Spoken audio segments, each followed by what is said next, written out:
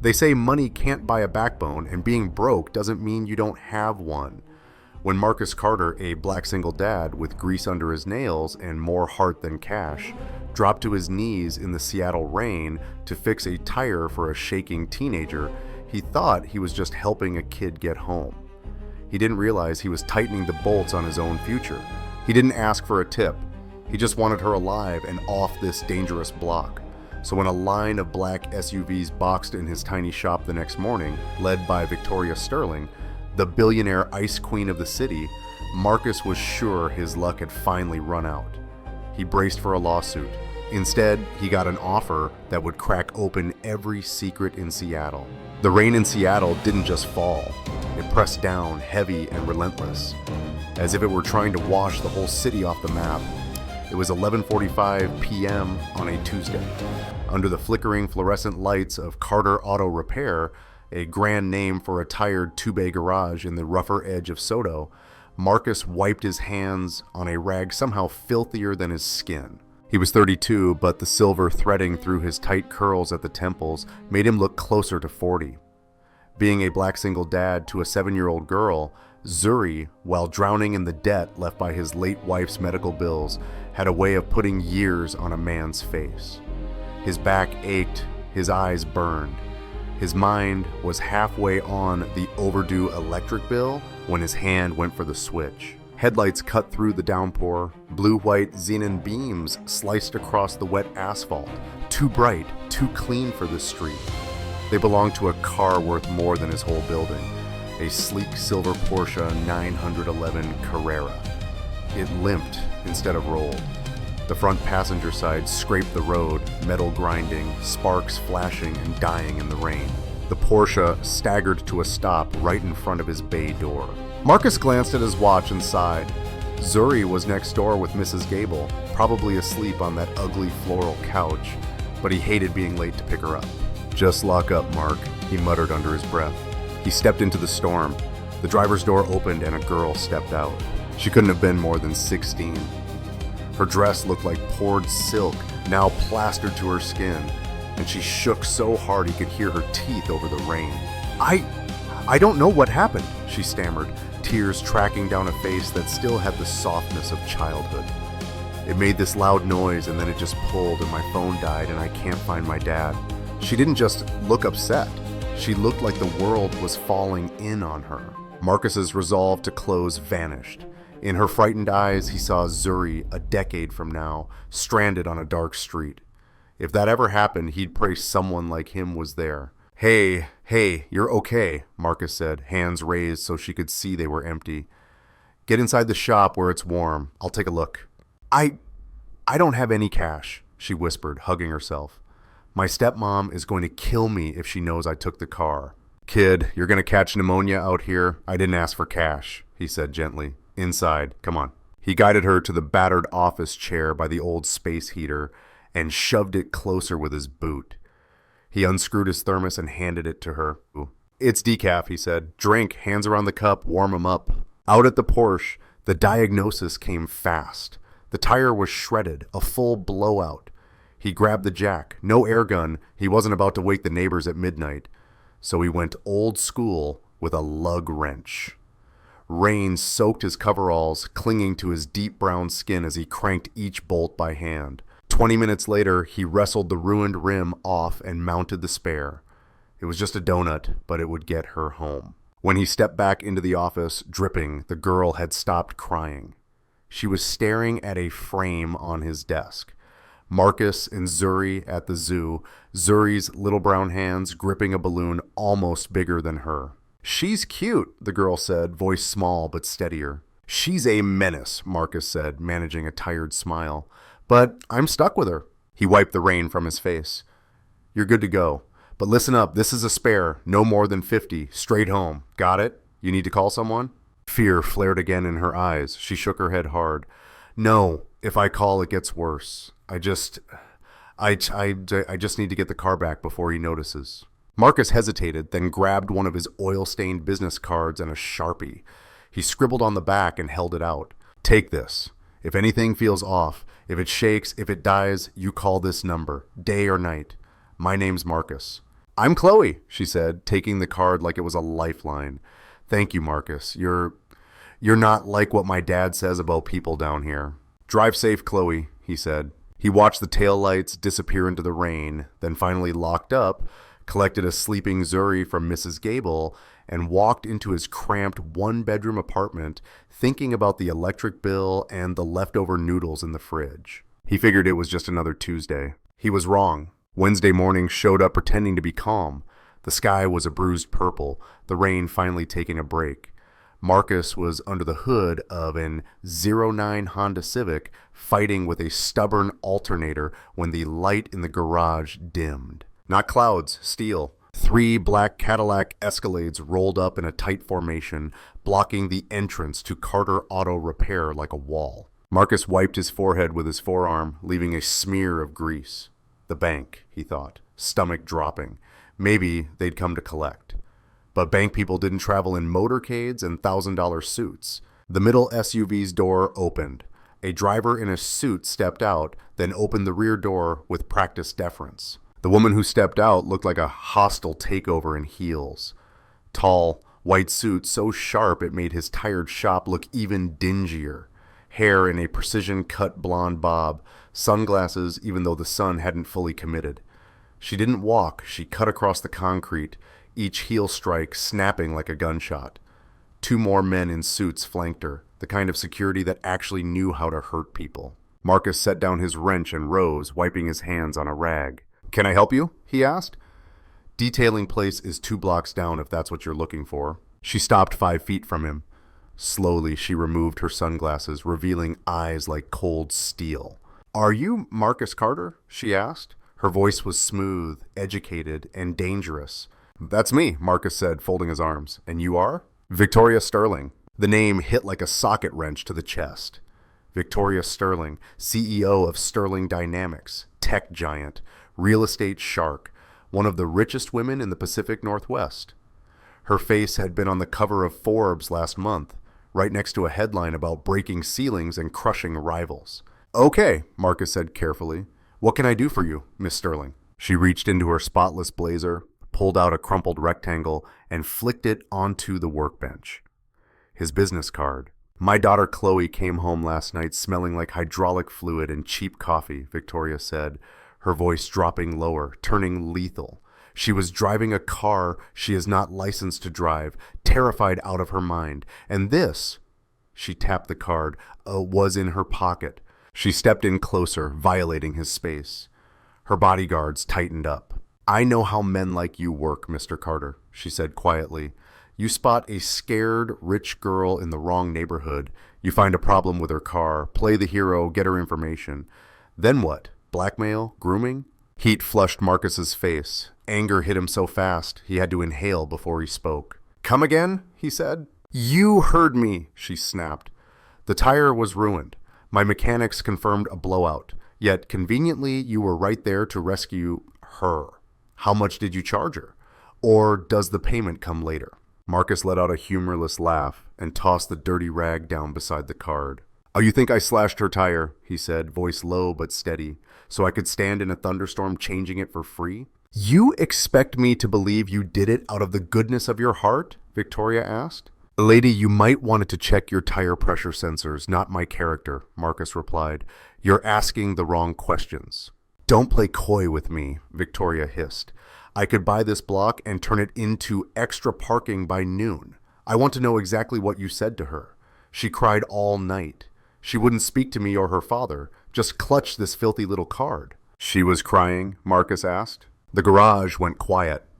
Even the old fridge humming in the corner sounded loud. "She was terrified," Victoria said.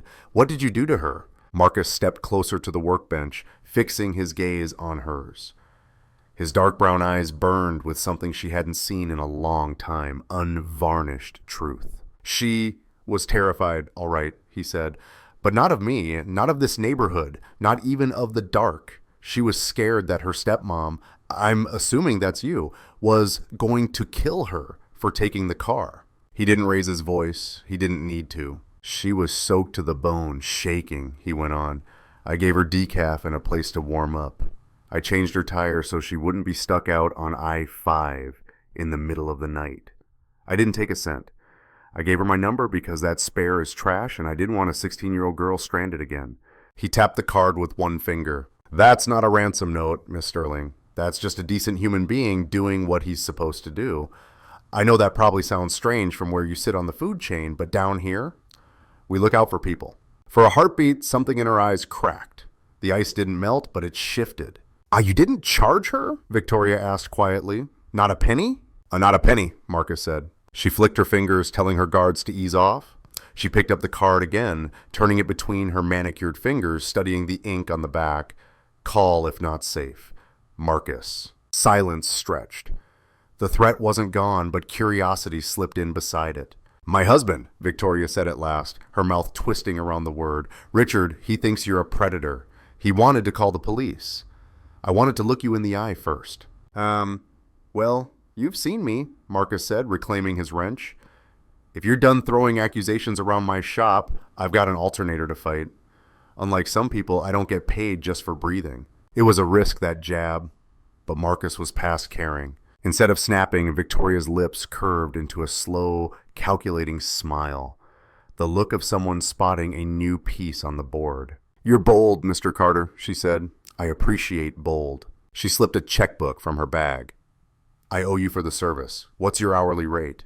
On the house, Marcus said without turning around. No one does anything for nothing, Victoria said, as if reciting gravity. I do, he said. She looked around the small shop again and saw more than oil stains. She saw the stack of final notices half hidden under a newspaper, the faded sign, the patched concrete. You're in over your head, Mr. Carter, she observed calmly. Those are collection letters. You're barely staying afloat. Marcus froze, then slowly turned back to her. Get out of my shop, he said. Victoria didn't budge. Instead, she laid one of her own cards on the workbench. Heavy, embossed, scented faintly of expensive perfume. My daughter Chloe doesn't trust anyone, she said, especially not me, but she trusted you enough to keep this. Her voice slipped just for a second, revealing a mother under all that armor. I have a proposition, a job. It will pay 10 times what you pull in here in a year. I'm a mechanic, not a babysitter, Marcus said. I have nannies, she said. I need a mechanic, and I need someone who isn't afraid to tell me to go to hell. You've passed the first interview. She turned toward the door. Be at the Sterling estate at 7 p.m. tonight, she said over her shoulder. Wear a suit. If you don't have one, buy one. And if I don't show? Marcus asked. Victoria paused in the doorway, framed in the weak sunlight. Then Carter Auto Repair will be foreclosed on by Friday, she replied. I checked your lien holder. I own the bank, Mr. Carter. She walked out. The SUVs slid away, leaving Marcus standing in his quiet, failing shop with a wrench in his hand and the feeling that he'd just been drafted into a game he didn't understand. Marcus didn't buy a suit. He couldn't. And he wasn't putting another dollar on his maxed-out credit card to impress a billionaire who had just threatened to bulldoze his life. He wore the only suit he owned, a charcoal one he'd bought for his wife's funeral 3 years earlier. It was snug in the shoulders, the polyester cheap, but he pressed his white shirt, shined his work boots until they almost looked formal, and told Mrs. Gable he might be late. Then he drove his beat-up Ford F-150 up the winding road to the Sterling estate. The gates alone cost more than his yearly revenue. They opened smoothly as his truck rolled up, some invisible system scanning his plate, his face, maybe his whole financial history, before deciding he could pass. The house wasn't a house. It was a fortress made of glass and steel, clinging to a cliff over Puget Sound. Beautiful, cold, intimidating, just like its owner. A butler named Elias, with posture so straight it could cut paper, met him at the massive doors. Mr. Carter, you're expected. This way, please. Elias didn't lead him to a study or a living room. He led him down a long hallway lined with abstract art that looked like expensive anger, then into a private elevator. They went down. When the doors opened, Marcus stepped into a subterranean garage so immaculate it made hospitals look filthy. The polished epoxy floor reflected the LED track lights like a mirror. Exotic cars lined the space. A McLaren P1, a vintage Rolls-Royce Phantom, a Lamborghini Miura. But the center bay was empty, except for a shape under a heavy canvas tarp. Victoria stood beside it, now in a silk blouse and slacks instead of her power suit, but just as formidable. Next to her was a man Marcus instantly pegged as Richard Sterling. Money had built Richard's version of handsome. Perfect teeth, perfect tan, hair styled to perfection. He cradled a glass of amber whiskey. His eyes were just blurry enough to be dangerous. "So this is the knight in shining coveralls," Richard slurred, swirling his drink. "Oh, Richard, behave," Victoria said flatly. Then she turned to Marcus. "You're late." "I was on time," Marcus said, stepping off the elevator. "Your gate took 5 minutes to make up its mind." He didn't offer his hand. Some men he'd met hated shaking hands with people who worked with theirs. "Let's skip the theatrics," Richard sneered, stepping closer. He smelled like expensive scotch and cheap ego. "My wife thinks you're some kind of genius. I think you got lucky changing one tire in the rain." "Show him the car," Victoria cut in, silently warning him. She walked to the covered shape and pulled the tarp back. Marcus's breath caught. It was, or had been, a 1957 Mercedes-Benz 300 SL Roadster. Convertible, silver. One of the most beautiful cars ever built. This one looked like it had lost a fight with a freight train. The front end was crumpled, the windshield caved in, the passenger door punched inward. The leather interior was shredded, stained dark in places where time had dried something that once flowed. "Damn," Marcus whispered, instinct taking over as he circled the wreck. His fingers brushed the twisted steel. Frames bent. Suspension's gone, engine block might be cracked. What did this thing hit? Silence tightened the air. Richard's jaw clenched. He took another swallow of whiskey. "An accident," Victoria said quietly. 12 years ago. 12 years, Marcus repeated. "You've kept it in a climate-controlled tomb for 12 years and never touched it?" "I want it restored," Victoria said, skipping his question. "Factory condition. I want it to look exactly like the day it rolled off the line. I want the engine to purr. I want the memory of the crash gone."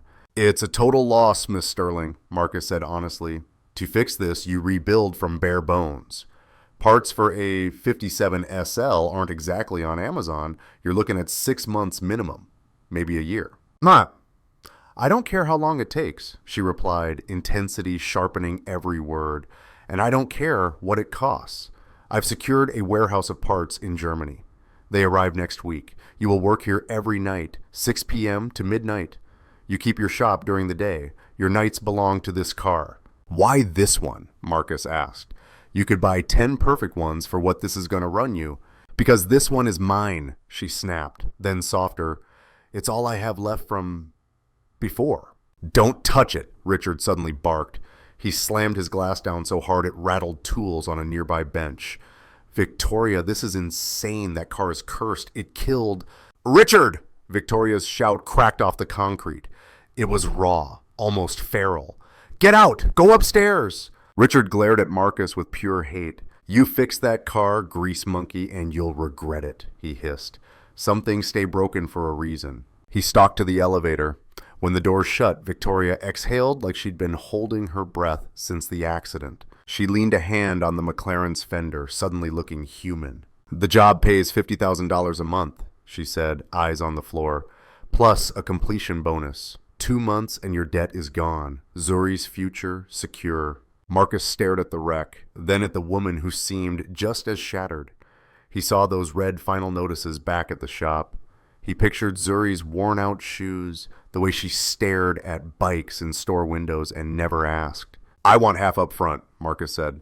"And I don't work for Richard, I work for you. He comes down here while I'm working, I walk." Victoria's mask slid back into place. "Agreed," she said. "Elias will cut the check." "One more thing," Marcus said, pointing at the dried stain on the leather.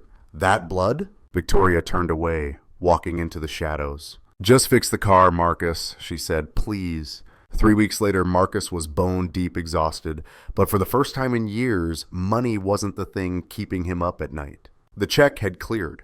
The lien on the shop was gone.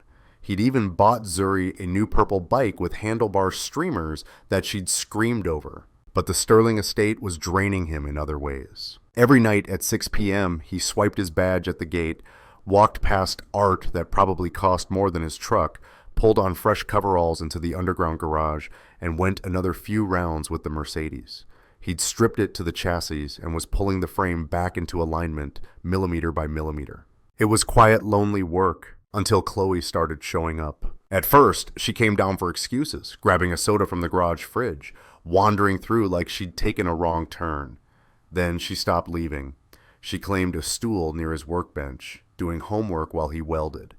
A lonely white rich kid orbiting a tired black mechanic in a basement full of cars. "You're doing that math wrong," she said one Tuesday, peering at his notes where he'd written out fuel-air mixture ratios. Marcus wiped grease off his nose with the back of his hand. "Is that right?" he asked. "Been fixing engines longer than you've been alive." "Yeah, but algebra doesn't care how old you are," Chloe smirked, hopping down. "You forgot to carry the variable." She grabbed his notepad and scribbled, rearranging his equation. He checked it. "True. Well, damn," Marcus said. "Okay, Einstein, you talk a good game, but can you pass me a 10mm socket without asking what it looks like?" "Try me," she said. Within a week, Chloe was his unofficial apprentice. She didn't flinch at grease. She actually seemed calmer, with oil on her hands, cleaning a rusted fender or threading tiny wires. They talked as they worked, about school, boys, how Richard barely looked at her, how her mother treated her like she was invisible. "She loves you, you know," Marcus said one night, wrestling a stubborn bolt. "Your mom. She loves her reputation," Chloe muttered, scrubbing a spark plug. "She loves her company. She looks at me and sees, I don't know, a mistake." "She looks at you and sees herself," Marcus said. "That scares people, especially the ones who built their whole life on never admitting fear." "How do you know?" "Because I look at Zuri and I'm scared every day," he said quietly. "Scared I'm not enough to be both mom and dad. Parents are just people, Chloe. We're winging it most of the time." The elevator chimed. Chloe went rigid, eyes flicking to the doors. Victoria stepped out holding 2 glasses and a bottle of very expensive Japanese whiskey. She froze at the sight of her daughter in oversized coveralls, clutching a wire brush. "Chloe?" Victoria asked, genuinely thrown. "What are you doing down here?" "Helping," Chloe said defensively. "But I was just leaving." "Stay," Marcus said, not missing a beat. "She's actually useful. Smaller hands, better for the wiring harness." Victoria looked from Marcus to her daughter. She saw the streak of dirt on Chloe's cheek, the easy smile fading from her face. I brought a drink," Victoria said, suddenly unsure as she set the glasses near a disassembled carburetor. "I'll go do homework," Chloe mumbled, ducking past her mother towards the elevator. When the doors closed, the air shifted. The tension in the room went from family static to something heavier, warmer. Victoria poured 2 fingers into each glass and handed one to Marcus. "You've got my daughter cleaning spark plugs," she said. "She's good at it," Marcus replied, taking a sip. The whiskey burned smooth, all oak and smoke. "Smart kid. You should be proud." "I am proud," Victoria whispered. She knocked back another swallow, wincing. "I just don't know how to talk to her. Everything I say sounds like a board memo." "Then stop managing her," Marcus said. "Just sit with her, like this." He motioned to the car. "We strip it down, find what's bent, replace what's beyond saving. But we don't rush it. Metal has to reset. People too." Victoria really looked at him then. The harsh overhead lights picked up the silver in his beard, the strength in his shoulders, the kindness in his tired, dark eyes. For the first time in years, she felt a crack run through the ice armor wrapped around her heart. "This car," she said, running her fingers along the newly primed fender, "was my first husband's, Chloe's biological father's. It's the car he died in." Marcus stilled. The blood on the seat, he realized. The 12 years you buried it. Richard's hatred. I was driving," Victoria said, the confession tumbling out. "We were arguing. It was raining, just like the night you found Chloe. I lost control. We hit a tree. He died instantly. I walked away without a scratch." She looked up at Marcus, tears turning her steel gray eyes glassy. "Richard hates this car because it reminds him he's the replacement," she said. "He hates Chloe because she looks like her father. And Her voice broke. "I thought if I could put the car back together, maybe I could fix myself." She trembled. Before he could overthink it, Marcus set his drink down and stepped in.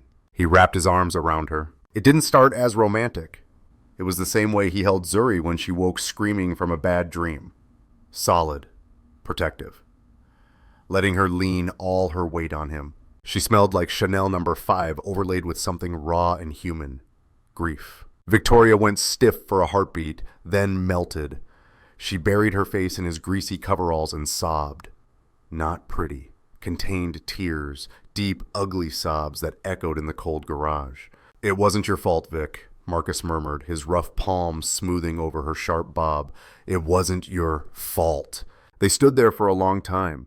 When she finally stepped back, mascara smeared and eyes swollen, she looked more beautiful than she ever had in a magazine. She glanced at his mouth and the air between them shifted again. Grief twisted into something hungry and alive. Marcus, she breathed. She leaned up. He didn't move away. His heart slammed against his ribs like a misfiring piston. Their lips were inches apart when a slow, sarcastic clap echoed from above. Clap, clap, clap! They sprang apart. Richard stood on the steel mezzanine overlooking the workshop, a cruel smile curling his mouth. His phone was in his hand, camera lens aimed right at them. Bravo! He called down, voice dripping poison. Widowed CEO and the hired help. It's almost poetic. Almost. Mostly it's pathetic. Victoria scrubbed at her face, the ice slamming back over her expressions. Richard, go to bed, she said. Oh, I'm going, he said, waving the phone. But I think the board might appreciate this little film. CEO spirals, makes out with mechanic while obsessing over dead husband's death car. Real stock mover, that one. He turned away. Marcus took a step toward the stairs, fists curling. I'm gonna knock him out, he growled. Victoria grabbed his arm, her grip iron. No, she said. That's exactly what he wants. He wants you to hit him so he can sue and drag you down with me. So what do we do? Marcus asked, adrenaline buzzing. Victoria looked at the nearly restored Mercedes, then at the empty mezzanine. We finish the car, she said, voice cold as the chrome. Then I destroy him. But Marcus saw the tremor in her hands. Richard had something now. Video in a world where information was more lethal than any wrench. The following week, the silence in the Sterling garage was almost unbearable. Marcus and Victoria moved around each other like planets in a tight orbit, synced but afraid to collide. No one mentioned the almost kiss. No one mentioned Richard's phone. The 1957 300 SL, though, was coming back to life. The custom silver paint Marcus had mixed over 3 days flowed over the curves like liquid mercury. The rebuilt engine from the Stuttgart parts sat ready on the stand, waiting for its heart transplant.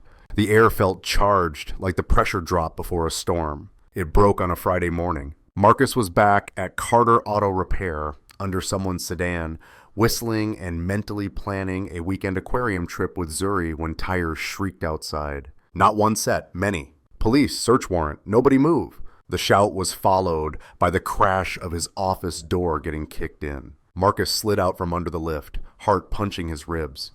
Whoa, whoa, officer, what is this? 4 uniformed cops and 2 detectives in cheap suits flooded the cramped bay.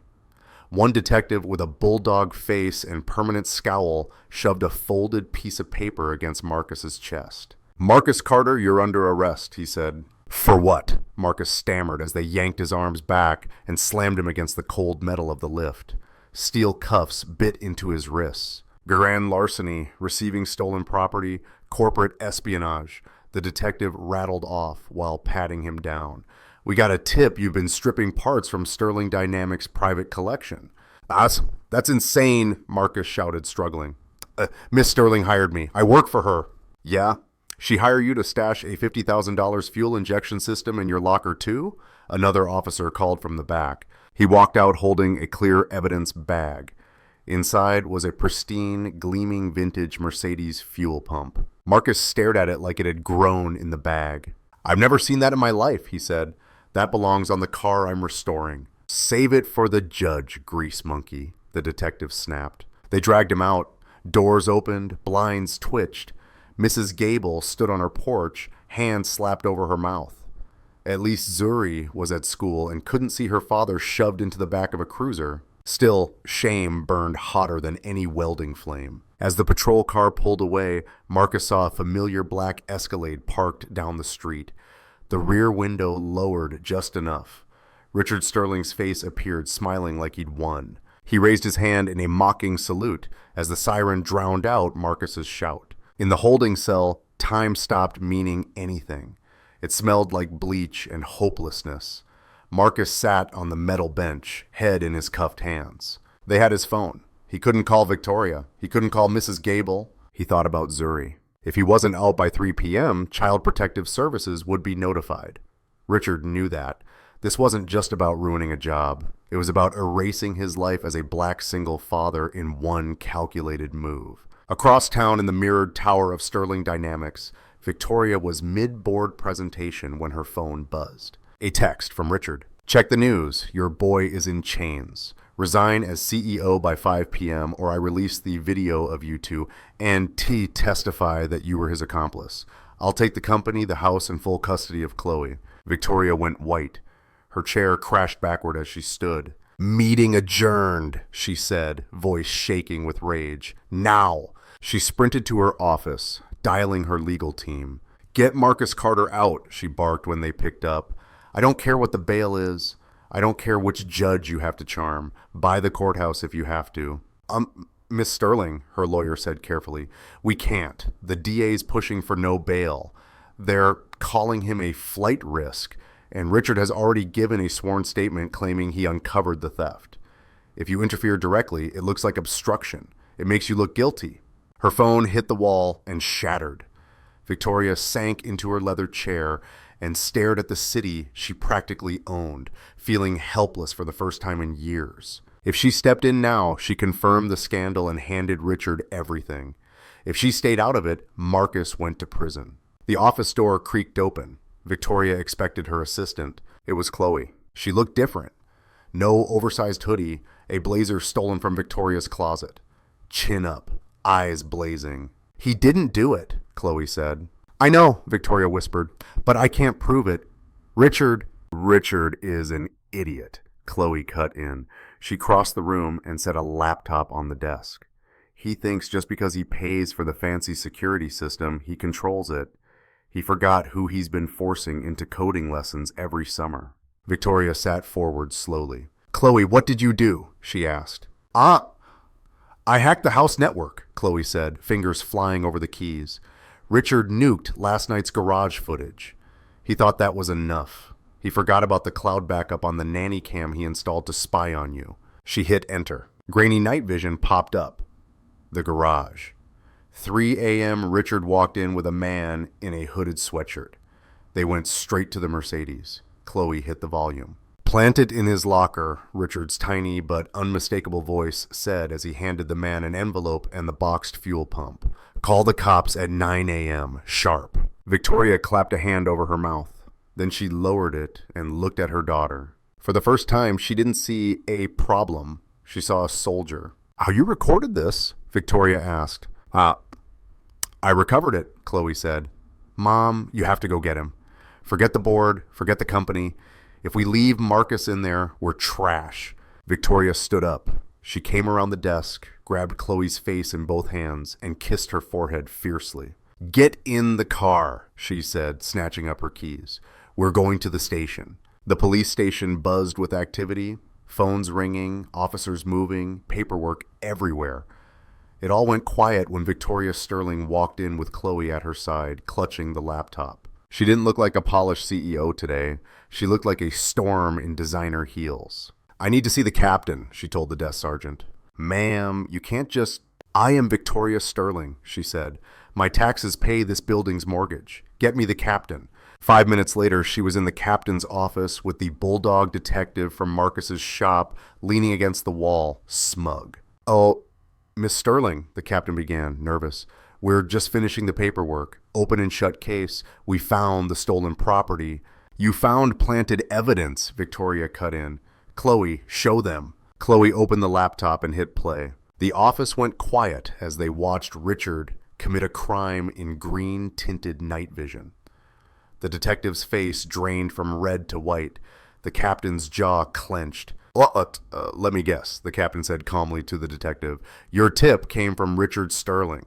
He said he had proof, the detective mumbled. Unarrest him, the captain snapped. Now, and put together a warrant for Richard. Marcus was staring at the floor in his cell when the door buzzed and slid open. I told you, he said without looking up. I'm not saying anything without a lawyer. You don't need a lawyer, Marcus. He lifted his head. Victoria stood there in the doorway, haloed by the harsh hallway lights. Chloe hovered just behind her, laptop hugged to her chest. Marcus stood so fast, the bench scraped. Vic, he said. She didn't care about the cameras or the watching cops. She rushed in and wrapped her arms around him. He held her tight, breathing in perfume instead of bleach. I'm sorry, she whispered. I'm so sorry. Zuri! Marcus gasped, pulling back. I've got to get Zuri. If I don't... Mrs. Gable has her, Chloe cut in, stepping inside with a small, proud smile. I called. Told her you were helping us with a car emergency. Zuri's fine. She's eating pizza. You called her? Marcus asked, blinking back tears. With what? The number on your business card, Chloe said. The one you gave me. Marcus let out a laugh that split into a sob halfway through. He squeezed Chloe's shoulder. Yeah, you saved me, kid, he said. We're not done yet, Victoria said, eyes going flinty again. Richard is still out there, and tonight is the unveiling gala. Press is already showing up at the estate. He's planning to announce his takeover. Marcus wiped his face. Underneath the exhaustion, something sharp and steady clicked into place. Is the car ready? He asked. It needs the fuel pump, Victoria said. The police gave it back, but the engine isn't tuned. It won't run right. Marcus checked the clock on the wall. It was 5 p.m. The gala started at 8. Get me to the garage, Marcus said. I can have it running in 2 hours. Marcus, you just got out of a cell, Victoria said. You don't have to... He tried to take my daughter from me, Marcus said. Tried to erase everything I've built. I'm not letting him stand on that stage and win. We're going to drive that car right through his big moment. The Sterling estate looked like a movie set when they arrived. White tents on the lawn, waiters gliding through with champagne. Seattle's elite in tuxes and gowns, whispering about rumors, the mechanic, the arrest, the possible fall of Victoria Sterling. Inside the ballroom, Richard Sterling stood at the podium, basking in the spotlight. He checked his watch. No Victoria, no Marcus. Perfect. Ladies and gentlemen, Richard began, his voice smooth over the speakers. Thank you for joining us. Tonight was meant to celebrate restoration, but due to recent, mismanagement, Miss Sterling will not be joining us. A satisfied murmur rippled through the crowd. Furthermore, after certain criminal acts involving staff under her direction, he continued, placing a hand on his chest in fake sorrow. It is with a heavy heart that I announce a restructuring of Sterling Dynamics. I will be stepping in as interim CEO, effective immediately to restore faith in our legacy. He paused, waiting for applause. A few scattered claps answered. Then another sound rose above the ballroom noise. A low, throaty growl, mechanical, alive. The crystal on the tables trembled. The crowd turned toward the double doors at the back of the room, the ones that opened onto the terrace and the ramp from the garage. Richard's face went slack. He knew that sound. The doors blew open. The 1957 Mercedes-Benz 300 SL Roadster didn't simply drive in. It arrived. The silver paint blazed under the chandeliers.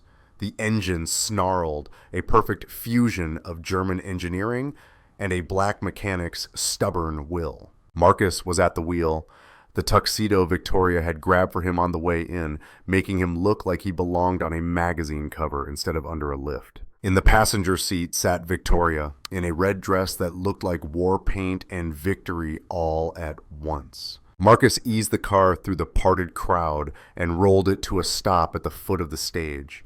He killed the engine. Silence fell. Victoria stepped out, ignoring the crowd. She climbed the steps and took her place beside Richard, who had gone paper white, microphone clutched in his hand. She plucked it from his fingers. Sorry I'm late, she said coolly, her voice echoing through the ballroom.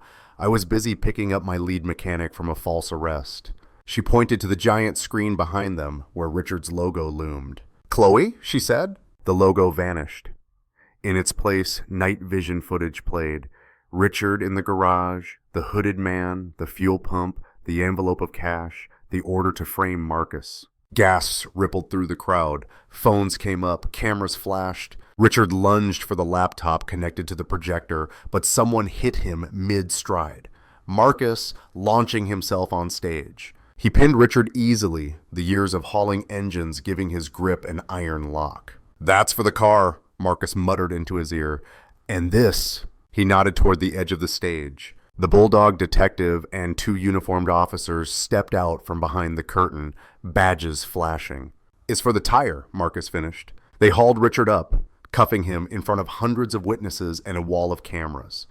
He screamed threats as they dragged him out, but the only thing anyone heard was the click of metal on his wrists. The room exploded in applause. Victoria barely registered it.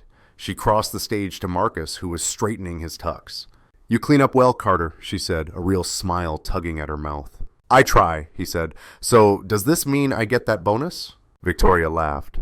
An unguarded, bright sound no one in that room had ever heard from her. She hooked a finger in his tie and tugged him down. "I think we can negotiate," she whispered. In front of the board, the press, and a beaming Chloe, the Ice Queen of Seattle kissed the mechanic from Soto and didn't care who was watching. 6 months later, the rain in Seattle was still relentless, but it didn't feel as cold. On a Sunday morning, the door of Carter and Sterling Restorations, formerly Carter Auto Repair, rolled up with a hum.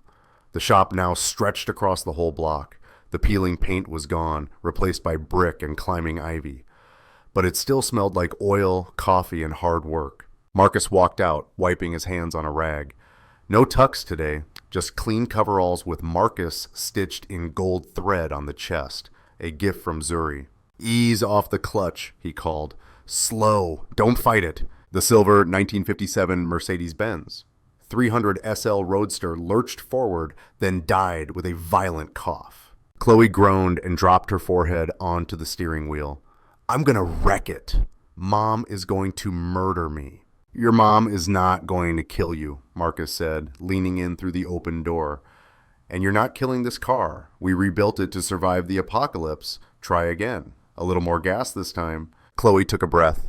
She looked different now, lighter, confident, the hunted look gone from her eyes. She turned the key. The engine roared back to life. This time she eased out the clutch and rolled onto the street, smooth as silk. "I did it!" she yelled over the engine. "Eyes on the road," Marcus laughed, jogging around and hopping into the passenger seat. They drove up to the estate together, whined in their hair. The gates opened as soon as the Mercedes appeared. The lawn, once just decoration, was chaos in the best way. Pop music, sprinklers. On the front grass, Victoria Sterling, barefoot, dress-soaked, ran through the spray with 8-year-old Zuri, both of them shrieking with laughter. Marcus swallowed hard. Before him was something he'd never really believed he'd have again. A family. A blended, loud, messy, black and white patchwork family that somehow worked. "Before you," Chloe said as she parked, "we were never allowed on the lawn. It was just for show." "Grass is for running on," Marcus said, "not just for rich people to look at from inside." He stepped out. Zuri barreled into him, hugging his waist, soaking his coveralls. "Daddy! Victoria let me eat ice cream for breakfast," she announced proudly. "She did, huh?" Marcus said, raising an eyebrow as Victoria walked over, squeezing water from her hair. "It was organic matcha ice cream," Victoria protested, breathless. "That's practically a vegetable." "I don't think that's how science works, Vic," Marcus said, grinning as he pulled her in for a kiss. She tasted like rain and sugar. Richard was gone, serving 5 to 10 in minimum security for corporate fraud and theft. The divorce wrapped last week. Sterling Dynamics was thriving under Victoria's leadership, but she only went into the office 4 days a week now. The rest belonged to this: movie nights, sprinkler wars, chaos in the kitchen. Later, after Chloe and Zuri had fallen asleep in a tangle on the couch, the adults sat on the terrace overlooking the water. The 300 SL rested in the driveway, gleaming in the fading light. You know," Victoria said, leaning her head on Marcus's shoulder, "I used to hate that car. It felt like a coffin." "And now?" he asked. "Now..." She looked from the Mercedes to his hand wrapped around hers. "Now it's the reason I still have a life." It wasn't the car, Marcus said. Metal's just metal. You did the hard part. We did, she corrected, squeezing his fingers. She reached into her pocket and pulled out a small box. Marcus's heart stuttered, but it wasn't a ring. Not yet. Inside was a key, new, shiny. To the estate, she said. Officially, move in. I'm tired of you driving back to Soto every night. Marcus looked at the key, then at the woman who had once walked into his shop threatening to crush him. He thought about the empty apartment, the lonely dinners, the crushing bills that used to live in his mailbox. Then he looked at the front lawn, where his daughter now danced through sprinklers without fear. At the house where his dark-skinned little girl and this pale, stubborn billionaire had somehow made room for each other. Only if my truck gets a spot in the garage next to the McLaren, he said. Deal, she smiled. He took the key. He didn't know what storms were coming. Engines would fail. Tires would blow. People would make mistakes. But as he looked at Victoria, he knew they had tools, skills, and heart enough to rebuild whatever broke. Hey, Vic, he said. Yeah, she asked. Remind me to thank Chloe. A 4? Victoria tilted her head. For not knowing how to change a tire, he said. Victoria laughed, the sound floating out over the dark water, brighter than the city lights. Proof that while money could buy a house, it took something deeper to build a home. Marcus Carter thought he was just fixing a flat in the rain. He ended up repairing 2 broken families. In a world that tells you to look away, to drive past, to mind your own business, he stopped. A black single dad in a city that rarely made space for men like him, he chose to help. He proved that character is worth more than any bank balance. Victoria Sterling had billions, but she was bankrupt where it mattered until a mechanic in worn coveralls showed her that strength isn't about never breaking. It's about learning how to rebuild. You can't judge a book by its cover, or a mechanic by the oil on his hands, or a billionaire by her icy stare. Under the hood, most of us are just trying to get everyone we love home safe. What a ride it was for Marcus and Victoria. If this story touched your heart, please hit that like button. It really helps us share more stories like this. And what about you? Has a stranger's kindness ever changed the direction of your life? Share your story in the comments below. We'd love to read it. Don't forget to subscribe and turn on the notification bell so you never miss a new story. Thanks for listening, and remember, sometimes the wrong turn or the wrong flat tire leads you exactly where you're meant to be.